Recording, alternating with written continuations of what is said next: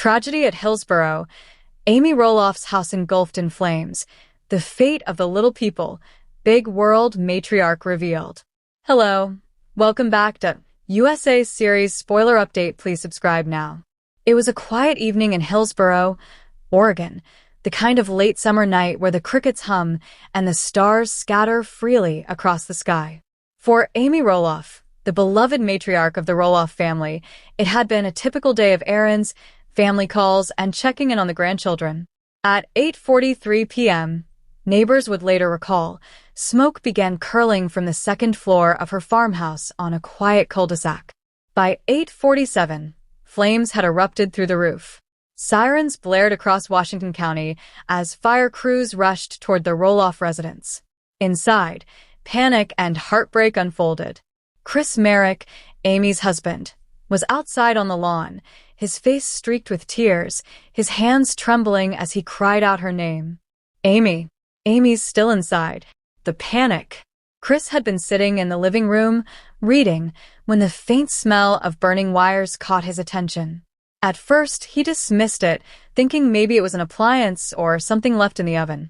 But within moments, the smoke alarms pierced the silence. When he looked toward the kitchen, he saw thick black smoke curling upward, and in an instant, the house was swallowed by flames. Chris managed to escape through the back door, coughing violently, calling out for Amy.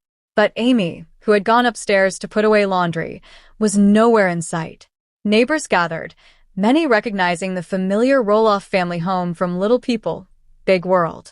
Some clutched their phones, recording in shock, while others screamed for Amy. And Chris? He sank to the grass, sobbing, holding his head in his hands. Firefighters' desperate search. By 8:55, 2 fire engines, an ambulance, and several police cruisers had lined the street. Firefighters rushed inside, braving the inferno in search of Amy. Victim possibly trapped upstairs. One firefighter shouted over the radio. Chris could barely watch, torn between hope and dread. Minutes felt like hours. Neighbors comforted him, but Chris's eyes never left the blazing structure. Finally, just before 9:05, firefighters emerged, carrying someone. It was Amy, unconscious, covered in soot. Her signature blonde hair singed at the edges. Chris let out a guttural cry, sprinting toward the paramedics as they laid her on the stretcher. The hospital vigil. Amy was rushed to Providence St. Vincent Medical Center in Portland. Chris rode with her, clutching her hand the entire way, whispering prayers. She's strong, he repeated, as if willing her back to consciousness. At the hospital, doctors confirmed Amy had suffered severe smoke inhalation and minor burns, but, miraculously, she was alive. Still, the family's fears deepened when doctors explained she was in critical condition. She was placed on a ventilator as Chris, Matt, Zach, Jeremy, Molly, and Jacob gathered in the waiting room, their faces heavy with grief. Family tensions resurface. The tragedy forced the Roloff family, fractured by years of feuds over the Roloff farm sale, back into the same room. Matt, visibly shaken, paced back and forth. Zach sat silently with Tori by his side, while Jeremy clutched Audrey's hand. Even Molly, who had long avoided the public spotlight, was present, holding back tears.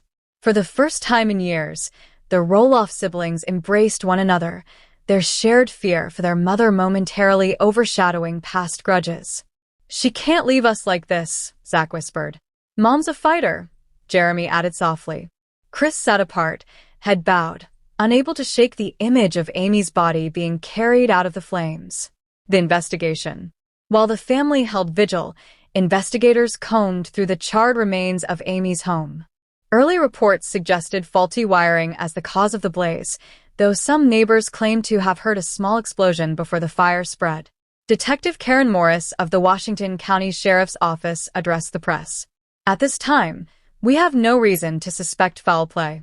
Our preliminary investigation points toward an electrical malfunction. But rumors spread quickly online. Social media buzzed with speculation, some blaming faulty renovations, others whispering conspiracies tied to the Roloff family's reality TV fame. The world reacts. As news of Amy's condition broke, Fans worldwide flooded social media with prayers and tributes. Hashtags like Pray for Amy and Roloff Strong trended on Twitter. Former TLC co-stars, friends, and even network executives released statements of support. Amy Roloff has been a beloved part of millions of families' lives for nearly 2 decades. We are all praying for her recovery, TLC said in a statement. Memories in the flames. While investigators sifted through rubble, Chris walked through what remained of the house under police escort. Nearly everything was destroyed. Family photos, heirlooms, mementos from Little People, Big World. But in the debris, firefighters managed to recover a scorched but intact box of photo albums. Inside were images spanning Amy's life, from her wedding to Matt, to Christmas mornings with the kids, to her engagement with Chris. Chris wept as he held the albums close. A glimmer of hope. 3 days later, the Roloffs received the news they had prayed for. Amy was awake. Still weak, still unable to speak more than a few words, but conscious. Her first words to Chris were barely audible. Did everyone make it out? Chris broke down again, assuring her she was safe, that she was loved, and that the entire world was behind her. What comes next? As Amy slowly recovers, questions remain about where she and Chris will live, how the family will move forward, and whether this near tragedy will finally heal years of bitter division. For now, Amy is alive. And for Chris, who sat crying on the grass that night, believing he had lost her, nothing else matters. Amy Roloff spent 12 days in the intensive care unit. Each morning, doctors updated Chris and the family with cautious optimism. Her lungs were damaged but healing, and the burns on her arms and neck, though painful, were treatable. Chris rarely left her side. He set up a cot in the hospital room, often sleeping with his hand wrapped around hers.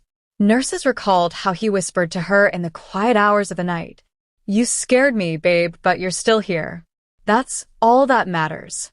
The fire hadn't just scarred Amy's body, it had shaken her sense of safety. She often woke startled, clutching Chris's hand, asking if the house was still burning. The family confronts their past. The hospital waiting room became an unexpected stage for reconciliation. For years, the Roloff siblings had been at odds. Jeremy and Audrey clashed with Zach and Tori over the future of Roloff Farms. Jacob, the youngest, resented the spotlight of reality TV. Molly had distanced herself entirely. But with Amy's life hanging in the balance, something shifted. One night, Jeremy sat across from Zach. For the first time in months, they spoke without anger. "I don't want to lose Mom without us fixing this," Jeremy admitted. "Me neither," Zach whispered. Tori placed a hand on Zach's shoulder, while Audrey, teary-eyed, squeezed Jeremy's hand. It was Amy's tragedy that forced them to remember, family comes first.